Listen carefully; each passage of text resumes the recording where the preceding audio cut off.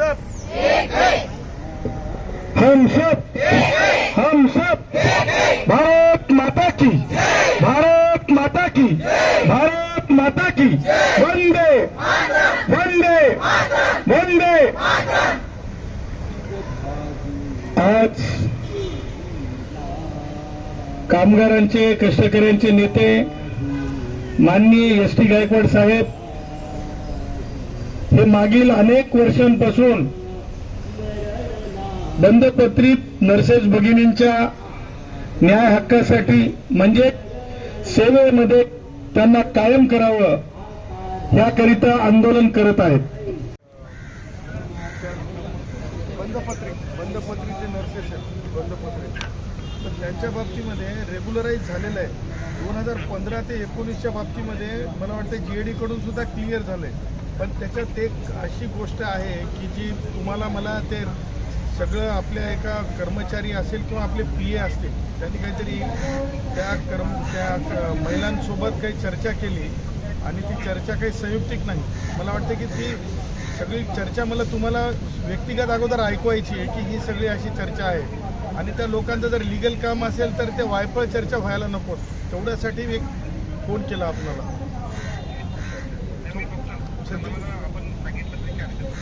त्याच्यामध्ये पैशाची डिमांड केली सर, किती कोटी? 10 कोटी रुपयाची डिमांड केली आणि कोण आले होते? PA कडून साहेब, ते रेकॉर्डिंग आहे त्यांच्याकडे सगळं। म्हणून तर म्हणतो की एक मीटिंग द्या, ते लोक उपोषणाला बसलेत आझाद मैदानात।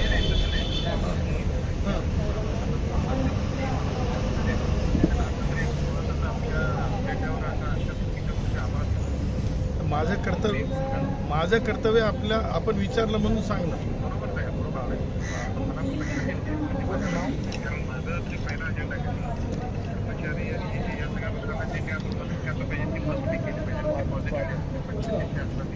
नाही, आता याच्या दोन गोष्टी आहेत। एक तर ते एक गोष्ट आहे, दुसरं हे लिगली साऊंड आहे। तुम्हीच निर्णय झाले, तुमचेच निर्णय झाले। आणि शिंदे साहेबांनी कोविडमध्ये 2 वर्ष ज्यांनी केले त्यांना रेग्युलर केले, त्याच्यानंतर 10 वर्ष केले त्यांना नाही झाले ना साहेब। मी तुम्हाला 2 पालिकेचे निर्णय देतो ना, मी 2 पालिकेचे निर्णय देतो मी। आणि मॅटची परवाची 5 वर्षाची ऑर्डर आहे आपल्याच विभागाची। मी त्यासाठी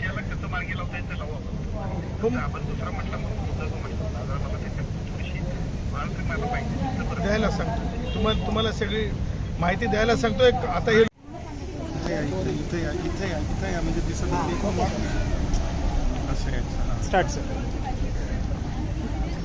आज जे आहे आझाद मैदानात ज्या नर्सेस भगिनी मागील 10 वर्षापासून आणि कोविडमध्ये सुद्धा ज्यांनी आपलं जीव पणाला लावून, आपलं कुटुंब पणाला लावून कोविडमध्ये या बंधपत्रित नर्सेस भगिनी ज्या मागील 10 वर्षापासून नोकरीत आहेत त्यांनी सेवा बजावलेली आहे। सरकारचे स्वतःचे निर्णय आहेत की 2 वर्ष कोविडमध्ये काम केलेल्यांना कायम केलंय। त्याचबरोबर माननीय उच्च न्यायालयाने, सर्वोच्च न्यायालयाने देखील 10 वर्षाच्या सेवेच्या बाबतीमध्ये नोकरीत कायम करण्याचे आदेश दिलेत। जे हॉस्पिटलची मायावती सावंत ह्या केसमध्ये सुद्धा कायम केलंय, त्याच्यानंतर सत्यवान सावंतमध्ये सुद्धा कायम केलंय। ह्या सगळ्या गोष्टी पाहता आणि 5 वर्ष 2 वर्ष सेवा केलेली कायम होत असतील आरोग्य विभागातील कर्मचारी, तर ह्या माझ्या नर्सेस भगिनी मागच्या 10 वर्षापासून रुग्णांची अतोनात पोट तिडकीनं जीवनाची पर्वा न करता, कोविडमध्ये कोविडची पर्वा न करता यांनी काम केलं। बऱ्याच जणी बाधितही झाल्या होत्या कोविडनं, परंतु त्यांनी ती नोकरी म्हणून नोकरी नाही तर या देशाची सेवा म्हणून त्यांनी केली। आणि या राज्य शासनाची परंपरा आहे की जेव्हा देश सेवा म्हणून जे घटक काम करतात त्या घटकांवर अन्याय होऊ नये। परंतु माननीय मंत्री आबिटकर साहेबांना आता आम्ही संपर्क साधला, त्यांची फोनवर मी चर्चा केली। त्यांना सांगितलं की कायदेशीर यांना कायम करावंच लागतंय कारण त्यांचा तो हक्कच आहे, परंतु न होण्यामागचं आणखीन एक कारण आहे। मी त्यांना ते कारणही सांगितलं। जे नेते आहेत एस टी गायकवाड साहेब, जे या नर्सेस भगिनींसाठी लढतात, ते आज एका जर्जर आजाराने म्हणजे घरातून बाहेर निघू शकत नाही डॉक्टरच्या सल्ल्यानुसार, तरी सुद्धा ते आझाद मैदानात येऊन आंदोलन करत आहेत. त्याचं गांभीर्य ओळखायला सांगितलं. त्याचबरोबर माननीय आबिटकर साहेबांना हे आम्ही कल्पना दिली की त्यांच्या 2 व्यक्ती जे त्यांचं नाव काय, पाटील आणि 2 व्यक्ती 4 जण आले आणि 4 जणांनी 10 कोटी रुपये मागितले. हे देखील आम्ही साहेबांना सांगितलं. साहेबांनी आम्हाला सांगितलंय, आम्ही साहेबांना सांगितलं की आमच्याजवळ त्यांचं कन्व्हर्सेशन आहे 10 कोटी रुपयांचं, आणि साहेबांना सांगितलं हक्क आहेत आमचे.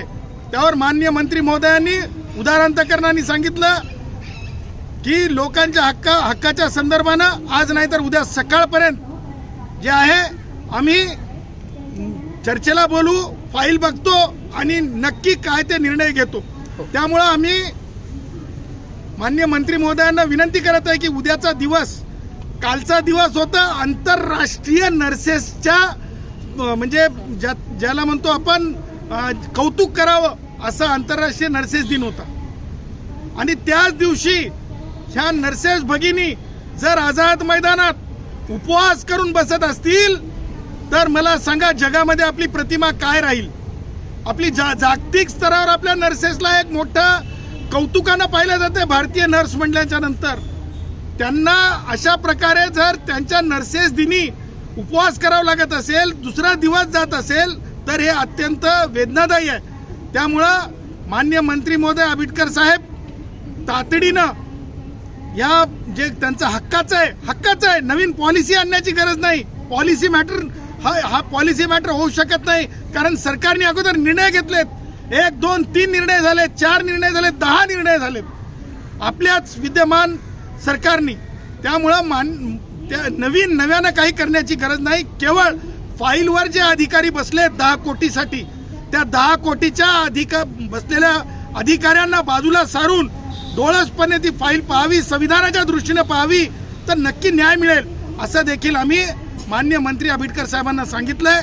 आणि उद्या सकाळपर्यंत बैठक होईल असं आम्हाला सांगण्यात. अधिकाऱ्यांमुळं नर्सेस भगिनींना जसं याच्यात येऊन बसावं लागलं आझाद मैदानात, तसं होऊ नये, त्याची पुनरावृत्ती होऊ नये, एवढंच मी मंत्री महोदयांना आव्हान करतो. थँक्यू.